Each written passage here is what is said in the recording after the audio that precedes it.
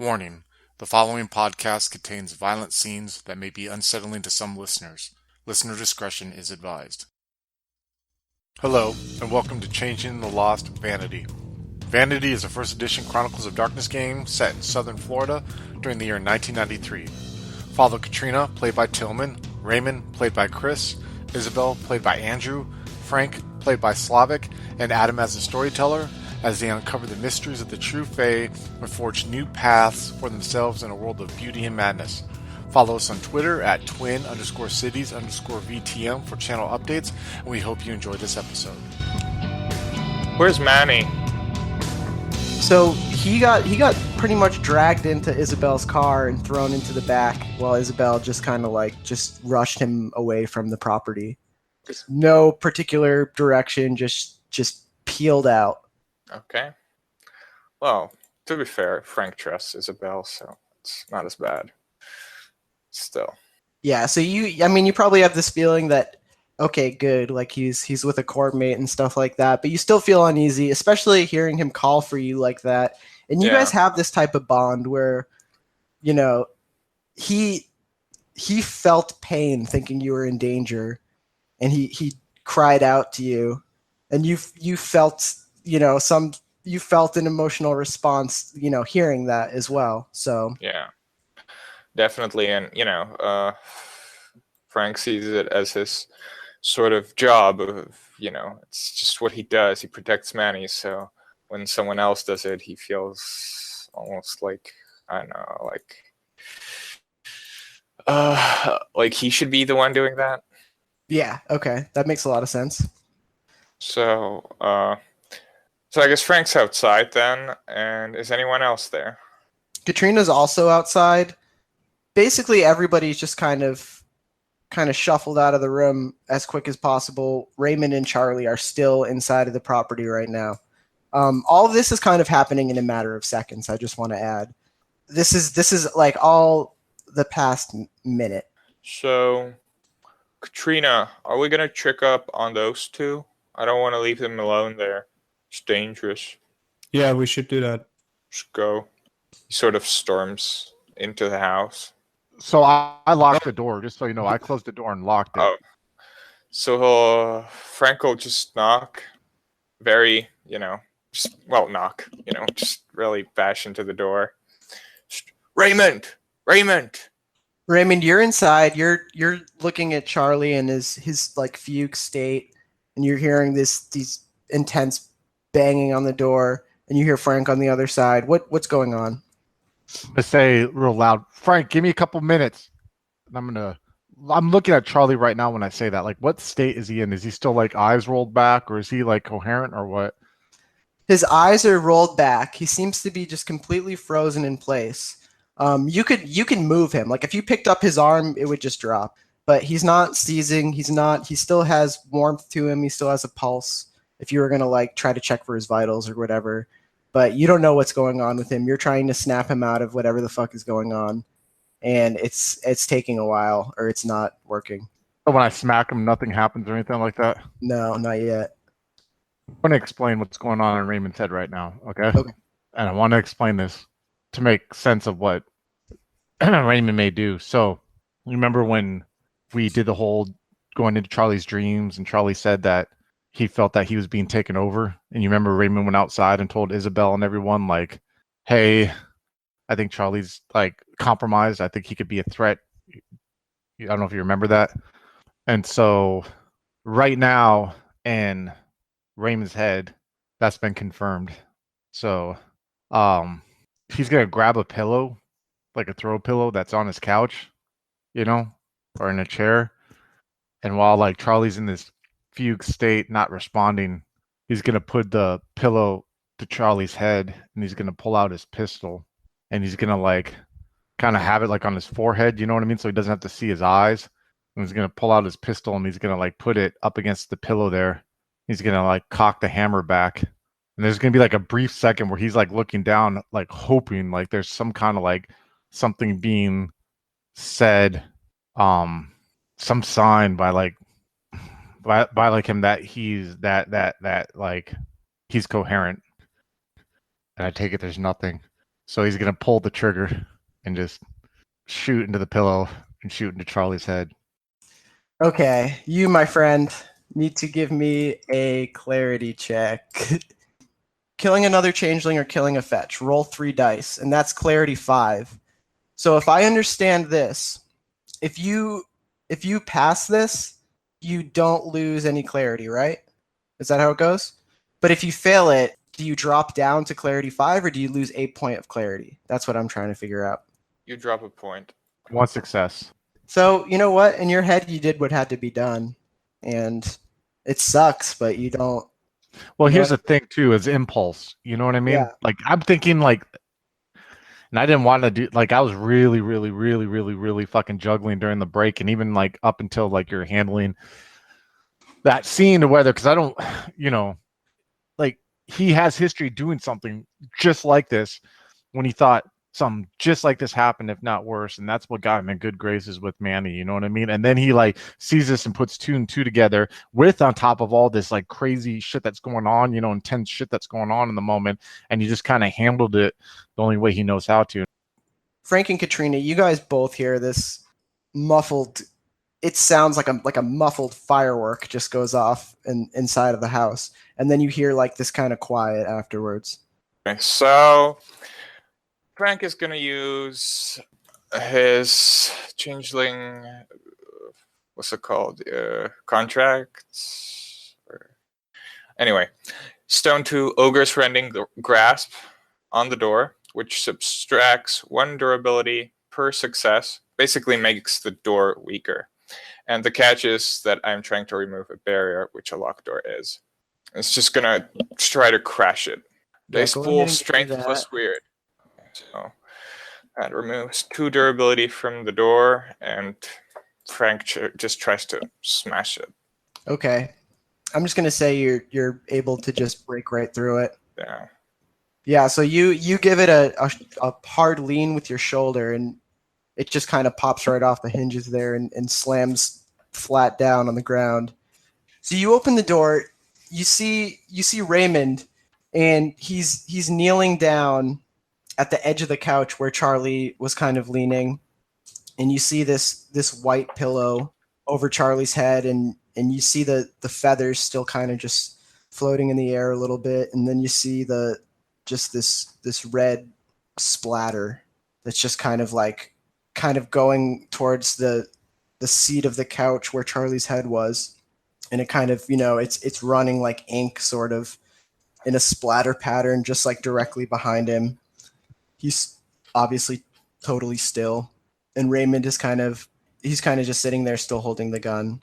When I hear the door, I hear the door crash open and everything that.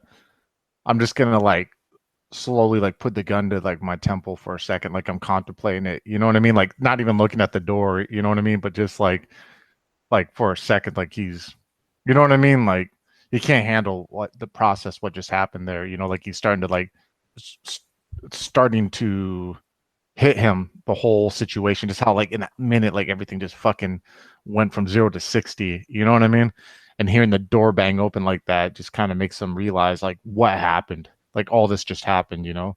And his first instinct I think is just like fuck it, you know what I mean? Like that's his first instinct for a second, you know? Frank, are you going to say anything when you see him starting to raise this pistol to his head?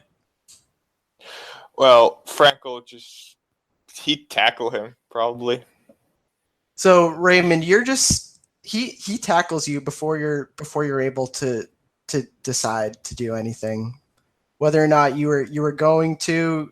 He just tackles you down, and you just feel almost this suffocating weight on top of you as he just kind of is restraining you with his entire body.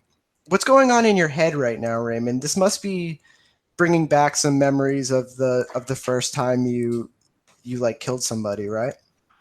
Yeah. I mean, it's the same impulse and the same like, you know, going from your ultimate high adrenaline, hypervigilant rush to like you act upon that and the immediate come down from it. You know what I mean? And to be frank, right now in Raymond's head, like in his head, honestly, right now, all this is unrepairable now.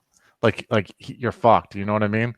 So like Do you get what I mean? Like, there's no fixing this. Like, Raymond can't fix this. Like, nothing can fix this. Like, their leader just fucking is gone. He doesn't know, but you know what I mean? Everything's just, Yeah. no one can control this. No matter any facade, any kind of like fucking society, any kind of role, any kind of fucking pretend, like, ha ha ha, we're living happy lives. Like, none of it's real. It all sucks. There's these things that are on the other side just waiting to take us, and it's just inevitable. Either they're going to take us, either they're going to use us, or either we're going to fucking die. And those are like the only three guarantees right now in this life. And there's no happiness, there's no nothing, and none of it's ever going to get fucking better. And there's just a moment like when he's tackled by Frank, like he doesn't feel suicidal anymore at the moment, but he knows that, like, especially with the naive thoughts that like so many, even him at a time, Raymond had, you know what I mean, for the last 20 years, like none of it's going to fucking change. It's helpless, you know what I mean? And he's just thinking that as he has the lumbering form of Frank holding him down, you know? Katrina, if you were to walk into the doorway, what you would see is you'd see Frank on top of Raymond, and you'd also just see Charlie's sitting there still. It might take a second to realize, but you'd see that this pillow is kind of still rested over his head, his neck kind of turned at an angle, and just this giant blood stain across the back wall and the couch and the seats of the couch. What's your reaction to this? Katrina is shocked. Like she's frozen in place, maybe almost losing her stability, and she just can't process it.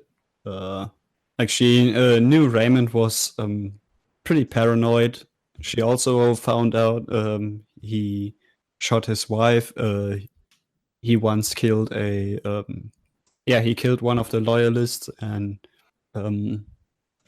generally she had the impression that he may be a bit paranoid, but has genuinely a good heart nowadays. Now it's just like all crashing down on her, like, oh shit, I trusted this guy so much. I've spent the whole night here. Damn. I want to leave you guys for a second. Frank, you're just holding back Raymond. Raymond, you're just kind of giving in under the pressure of Frank's mass. You're not really fighting him anymore. You're just letting him restrain you. And I want to cut to Isabel. You are ripping up the street with Manny in the back seat, and he's trying to get his bearings, trying to get himself sat back up and stuff like that. You kind of threw him onto the back seat, and he kind of rolled off as you sped away. So he's trying to get his bearings and sit himself back up, and he's reaching around from the back seat to grab your shoulders, and he's just like, Isabel, we have to go back. Isabel, please bring me back. Isabel, please bring me back. Cállate. He's sobbing and just pounding on the back of your seat to just turn the car around. Just please turn the car around. Oh, she is not listening at all. Are you just still kind of just getting as far away as possible? Yeah, she's in that zoned out mode of like, this is what I need to do. Yeah, anywhere but here. Yeah, exactly. Like shit's going down. Whatever it may be, he is suffering and she is doing her part. She feels beholden that she needs to protect him. And he just needs to be away from here. And so she is getting him as far away as she can. And so he's whatever begging and pleading and like, go back. No, she's fighting against it. And she is she's channeling that like inner fire that she has, just like, no, shut the fuck up. We are leaving. And he's just sobbing, just like, Frank. He's just completely emotional at this point. Is he loud? Kind of. It's actually a little bit more subdued. He's kind of just sobbing for Frank. And it's like very weird because you never saw him in this vulnerable position before where he just showed any kind of weakness. You've heard people say, and you're a Summer Court person, so you don't let people talk shit about Manny, but you've heard people say that Manny is the least human among any of us. And you know why he's gotten reputations like that. He does whatever the fuck he wants always, and he makes his own rules. He doesn't give a fuck about what anybody says, and he's willing to do whatever he wants to do. So That's something that Isabel has in common with him, right? So when she sees or hears this reaction from him, it pisses her off. She is mad. She's mad at him that he's not taking charge of the situation. She's mad that the situation is even happening. And there's just this moment where she's just angry. She's gripping the steering wheel. She's driving and she just slams on the brakes, right? Comes to a complete stop. She gets out. Car's still running, it's in park. She gets out. She opens the side door and she just like grabs him. And she just holds him and screams in his face, "Shut the fuck up!" Just loudly in his face. "Pinche puta! You're supposed to be the one in charge! What's wrong with you?" And just shoves him back. And he just stops and he's just silent. And he just wipes a tear from each eye. And he's just like, he pushes you back a little bit in a way, and just not like a mean like physical way, just kind of like a football player thing. Like you pushed him to psych him up, and he's pushing you back to say like, yes, like okay, like it's like if it was gonna get any more intense, you guys would like butt helmets together or something. But he's just like, okay, like all right, and like he's just like, what the fuck do we do now? What are we gonna do now? Isabel, give me a what was I doing? It was a wits and composure. Just wits and composure. Wits and composure. When in doubt, wits and composure. 2 successes. 2 successes. The color is back in Manny's face, and it's like he's just snapped out of something, and you're not reading this faintness on him anymore. It's kind of just like he's like okay again. Whatever was happening to him just passed somehow, and he's like he's ready to do whatever is going to happen next. She lets go, because she's like gripping his shirt, holding him. She was screaming in his face, she lets go.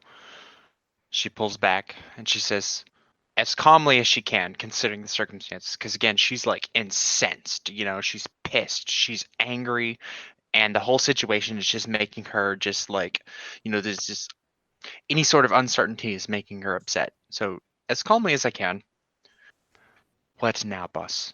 Isabel, we have to go back for the others. Listen, we need to go back for them. What happened in there? Frank was yelling. He could be hurt. Isabel, he's one of our courtmates. We have to go back right now. Please, Isabel. She lets out like a deep sigh. Fine. Okay, move over. I'm going to drive. If you have trouble again, we're leaving. Isabel, we don't have time for this right now. Just scoot over, okay? We got to get back there. No.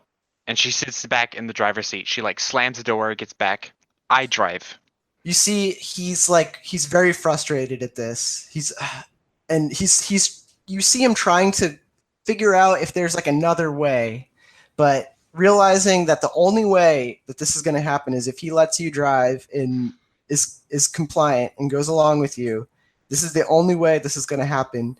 You see him take like a deep gulp, and he just like swallows his pride, and he just like gets in the passenger seat and just waits for you to. I mean, he was in the back seat. Oh, back seat, yeah. But this time he's going to move up to the passenger seat this time, so he gets to ride with the adults.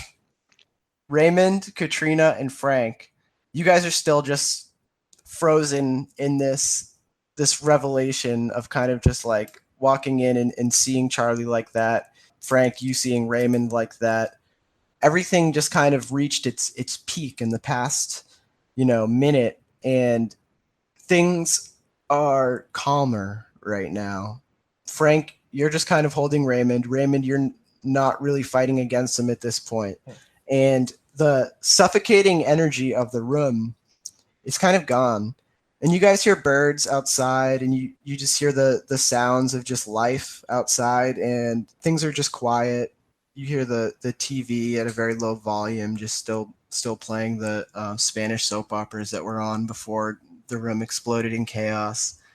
Raymond, what are you thinking right now? This is your house, and its peacefulness to you has just been totally defiled. What's going on in your head about this whole situation right now, or like what you can make of it at this point?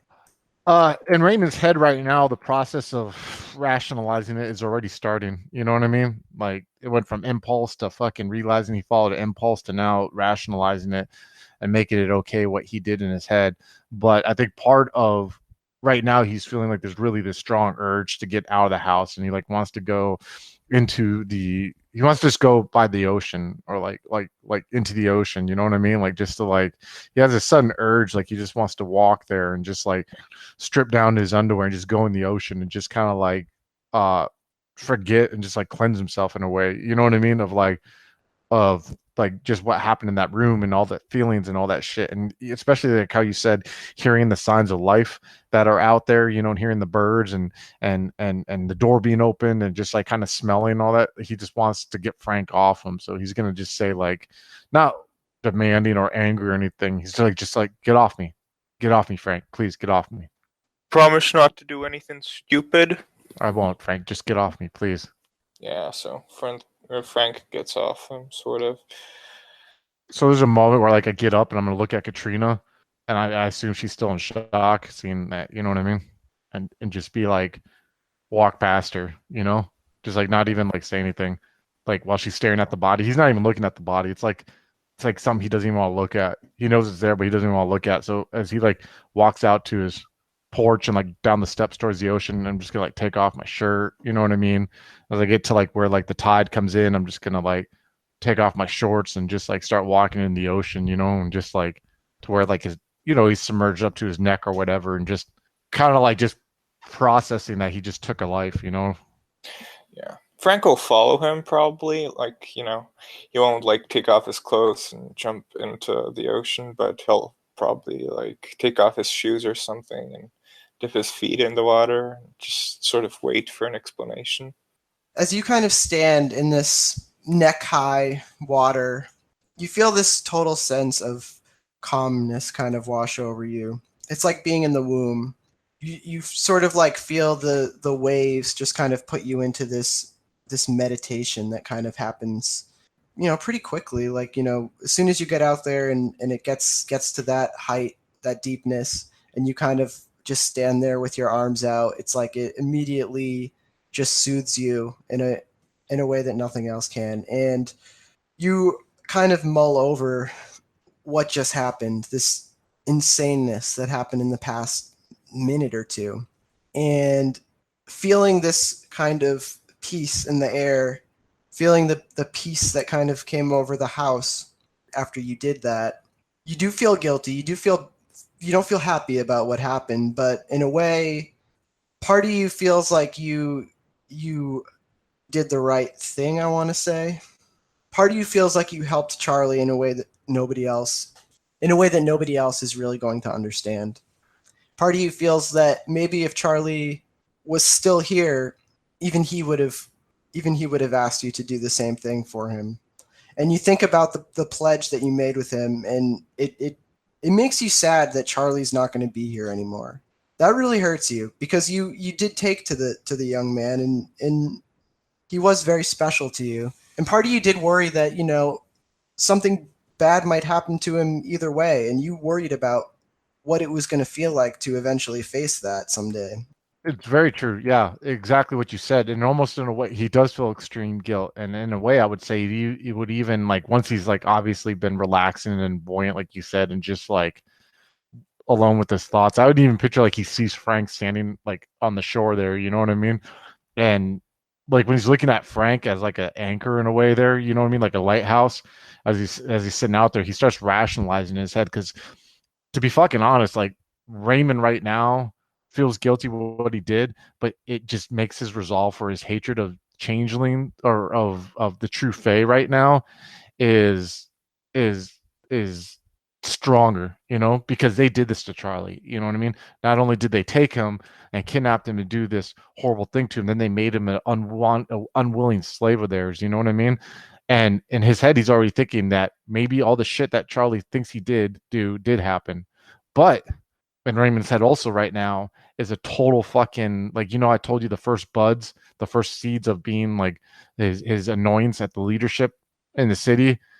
Now that shit's starting to flourish, because in his mind, he thinks if Charlie didn't get addicted to drugs, and Charlie wasn't like, you know what I mean? The shit wasn't being peddled to Charlie, and Charlie wasn't just like, like how Katrina and Raymond were talking about helping these the crow people, you know what I mean, and cleaning them up. If that would have been done, then this might not have happened either. So he's like, instead of taking the blame, which he should for taking a life, you know what I mean? He's now starting to like rationalize it by blaming it on the true faith and even on the leadership in a way. But he does still feel guilt for doing it. Like he's not saying like, but to him again, like I said, I could imagine it being this evolution. His thoughts start forming that way, and like now he's the one who had to do the hard decision because no one else can, And they couldn't fix Charlie. There's no way in his head he thinks they could fix Charlie. They couldn't even figure out what these sticks were, let alone how the fuck a true fae, you know what I mean, would take over a person. Let alone getting people to even believe that, or even act upon it.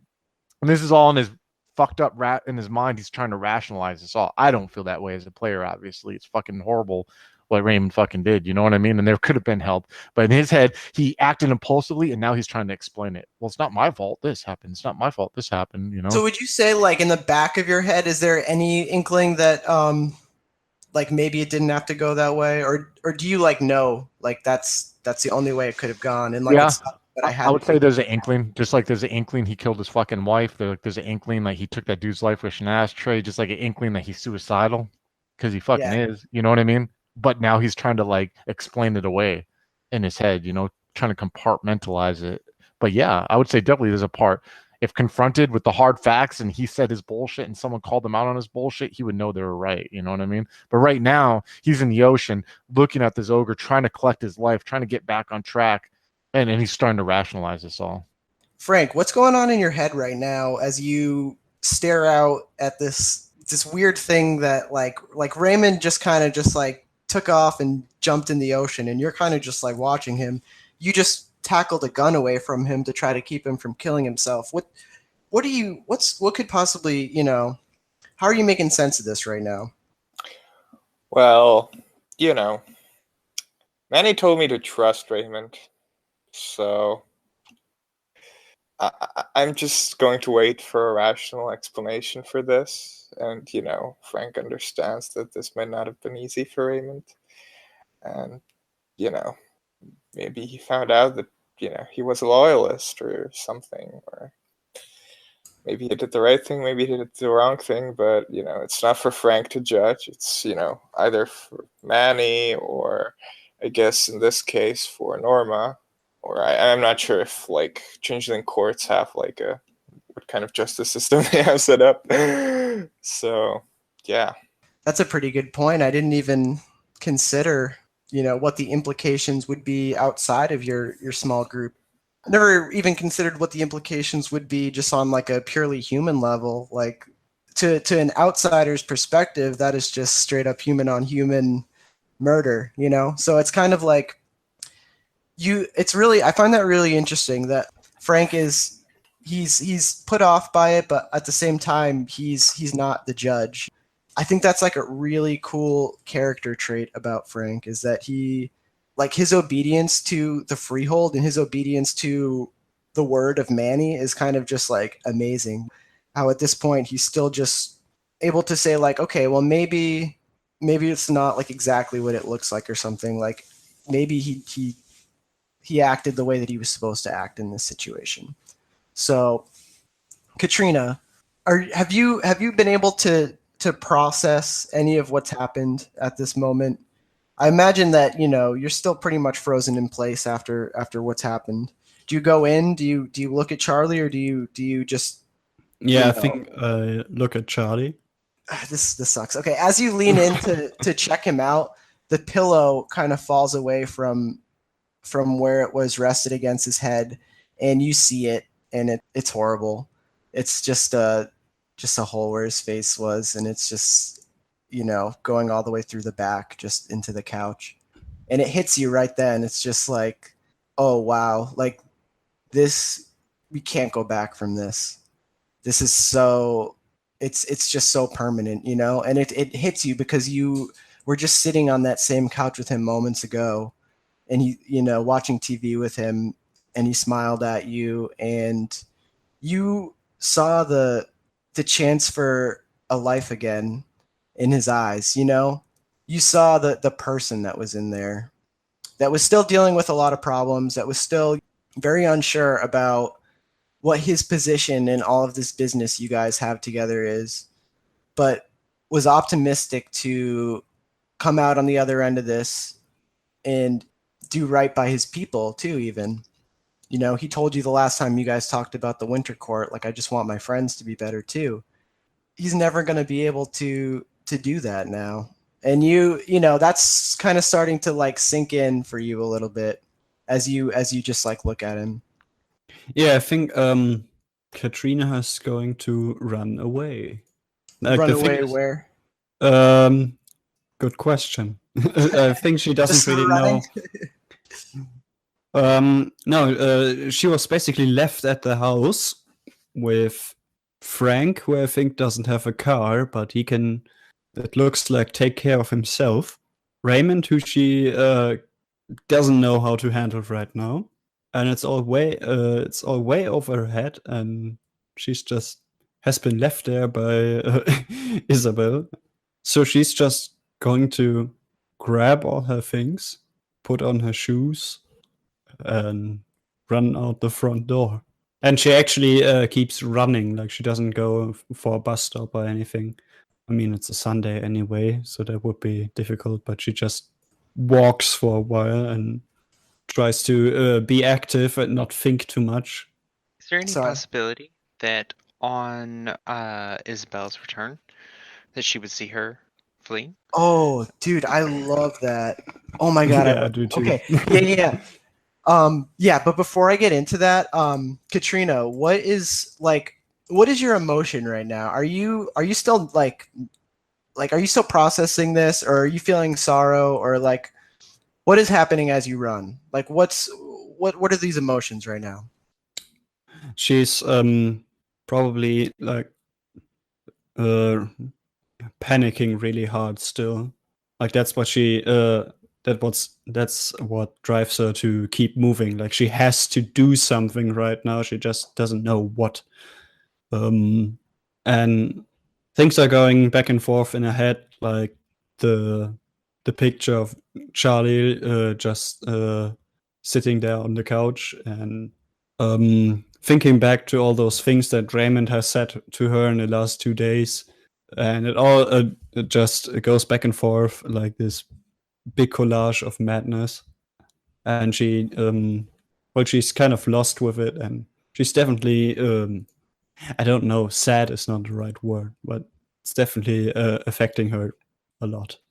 Okay, so as you continue up the street and you are starting to feel this kind of adrenaline fade from you a little bit as you are becoming physically exhausted from just this full out sprint up the street you've been doing, a car passes you, and then you take a second look at it as you see it starting to slow down and pull over to the side. And what you see is, If I know it's her, it's not just a slow down kind of stop. It's a slam on the brakes. okay, all right, yeah. You basically, this car just kind of like just comes to like a peeling stop just like right in front of you, and you look and you see it's Isabel's car, and she's driving, and Manny is in the passenger seat. They both just kind of like take a second to read you. Isabel, what do you say? I won't say anything. I'll just kind of like swing the door open, get out, and stand in front of her, and just kind of looking at her. Is she hurt? Is she in trouble? Like, do I see anything obviously like physically wrong with her? She's not thinking along the lines of, what should I say? She's thinking of she's still in that mode of like, Did something happen to you? You know what I yeah, mean? exactly. Yeah. So she's immediately like standing up and looking at her like, are you okay? What's wrong? She's running away. What's happening? Katrina, how do you respond to them stopping for you? Do you just keep going, or do you like what happens? No, I'll stop, and I'm looking at Isabel like with a silent cry for help, like all across my face.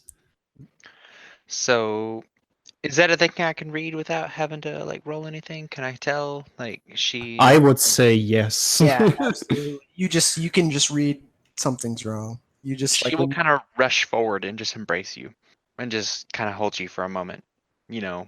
Letting you sob it out if you need to. Just whatever, crying or screaming or yelling, whatever you have to do. She just comes forward and just holds you. I don't want to act it out. I'd feel uncomfortable, but That's fine. Katrina will be a bit incoherent, like crying, sobbing, but she definitely gets out like Raymond shot the kid, and that's pretty much it. And after that, she's just wailing in terror and panic. So Isabel is trying her best to calm her down. She's not paying a whole lot of attention to what might be happening in the car behind her if he decides he's gonna like hop over in the driver's seat and peel out or something. But like she is just trying to help her friend at this point. She sees the distress on her face and the emotion, and so she's just holding her. And there might be a few tears on her own behalf, and is just trying to calm her down. Manny gets out of the car and he just kind of does like a quick pace back and forth, just like 2 times, and then he just like puts his hand on his head, and he's just like, oh fuck, fuck, fuck, fuck, fuck, fuck, fuck, fuck, and he just looks over to you two that are both embraced, and he goes over and he just kind of squeezes the both of you, and this is another thing that's strange to you, Isabel, because it's like he's never, like I said before, he's never emotionally vulnerable, but to just see you guys like that, he just has to go over and try to hug both you guys and just be like, okay, come on, okay, you guys. And you can see him, he's trying to like rationalize, like he's trying to like calm you guys down a little bit, even though you can tell in his voice he just knows it's futile. He's just like, okay, don't worry, okay, don't worry. Okay. He's just trying So- to calm things down. Isabel is, I think, holding it together a little bit better than she was. So she's not totally like breaking down yet. That might happen later, but at this point, she's still kind of like in that survival mode. So him coming over and just like, it's okay, we're gonna be okay. She's just kind of like immediately snapping back to it and just like, okay, what do we do next?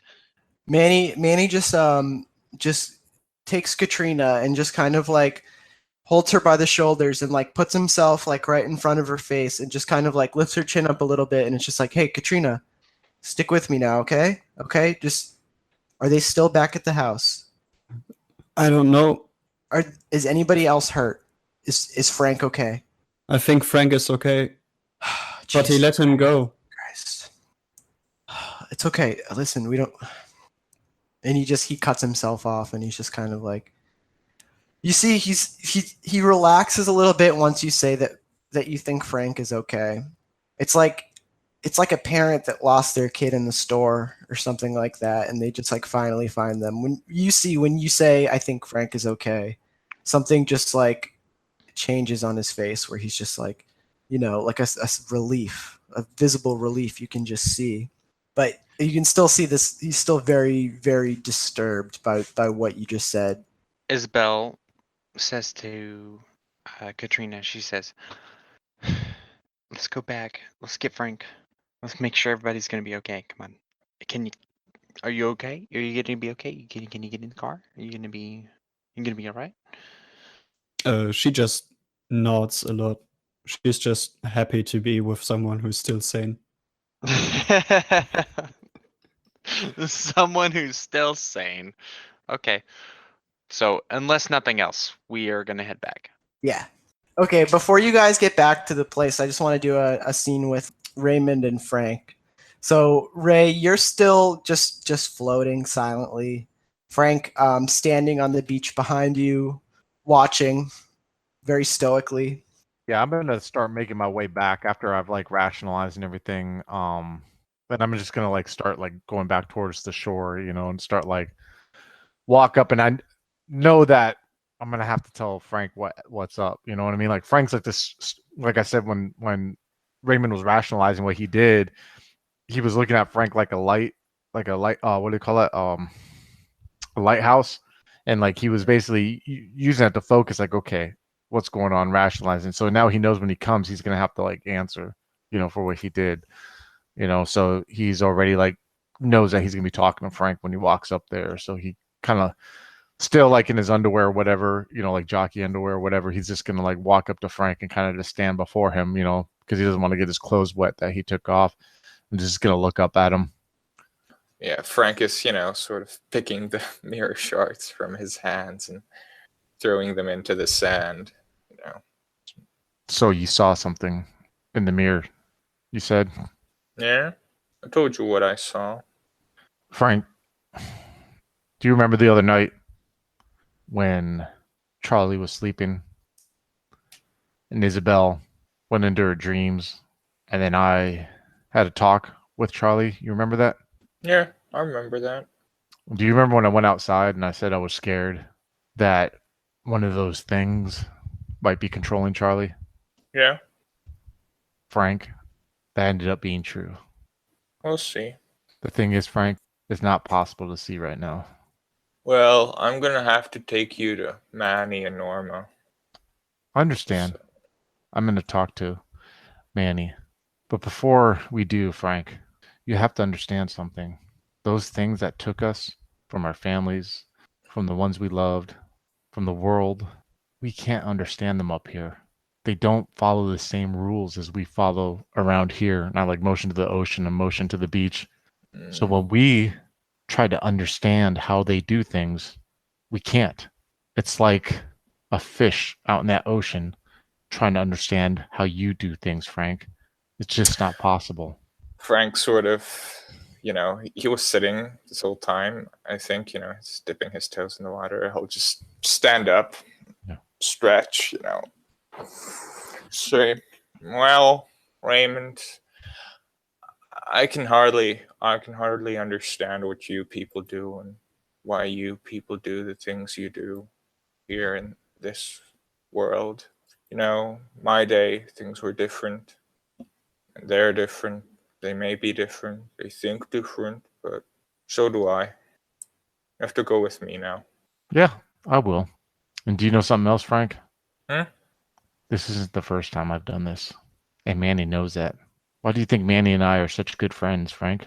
Because Manny knows that I am the one that can do things like this sometimes when they need to be done, while others like Isabel and Katrina and the Crow people and Norma, they continue to pretend like they're still normal, like before they were taken. But me, I'm the one who has to make the hard decisions. And that is why Manny and I are good friends, Frank. Do you understand?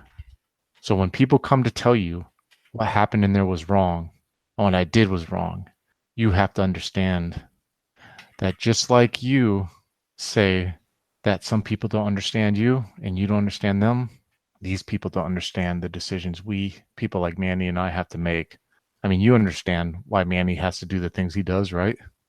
Sort of doesn't say anything. Manny has to because he's a leader to protect us. And what I did in there, I had to do to protect you and people that we love.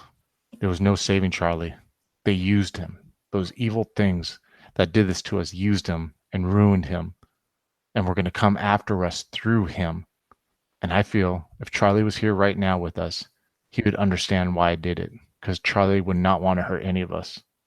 I did not do that to someone, Frank, to be mean or to be evil. And not part of me hurts for what I had to do. But others don't understand that. And remember that, because you're going to hear them. They're going to say what I did is wrong. But remember that our leader, the person you are friends with, knows that this is what I had to do, just like I had to do it before. Let's go. So yeah, I guess we go to your car. You guys start to walk off of the beach together. You see Isabel's car kind of arrive back at the house.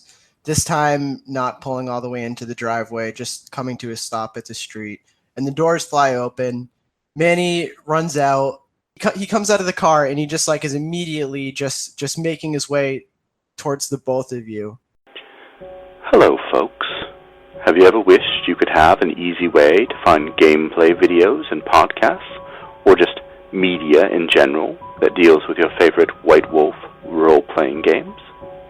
Or have you ever wished you could find a forum to share gameplay that you have recorded, one which wouldn't be drowned out by random posts and discussion, so that your media could get the attention you want? Well, we have the answer for you in a Facebook group we run called White Wolf RPGs Gameplay and Media. The group is specifically ran with the sole intent of it being a one-stop shop for people to view or share media involving the games we all love. We take thorough steps to ensure the page does not become cluttered and is easy to traverse. We are currently over 1,000 members strong, and we are continuing to rapidly grow, with new media being shared every day. Stop on by.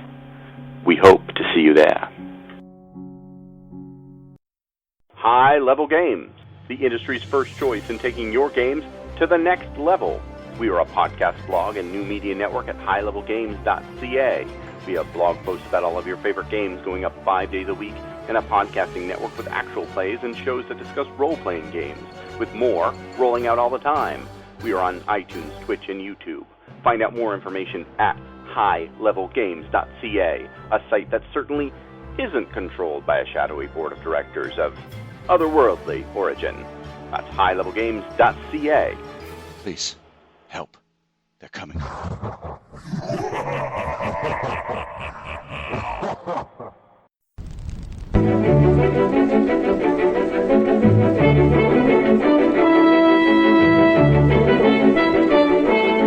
The Los Angeles metropolitan area is constantly growing and changing.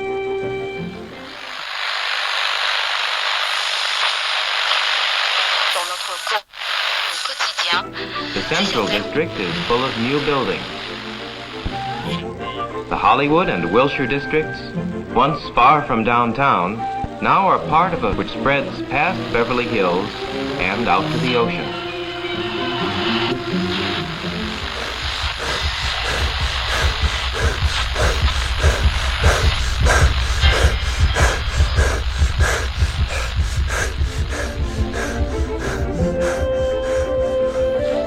But why is all this going on in Los Angeles?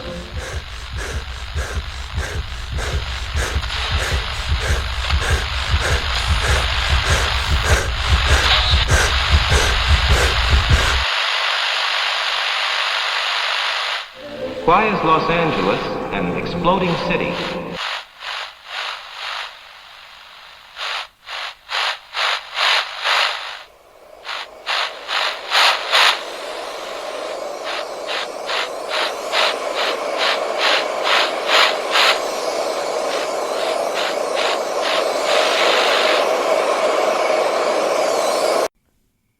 Neon Masquerade. The Demon's Mirror. 13 Candles. 3 Chronicles running through the undead veins of the City of Angels. The Esoteric Order of Roleplayers Actual Play podcast invites you to drink deeply. Go to eorpodcast.com and search the duets tag to find out more.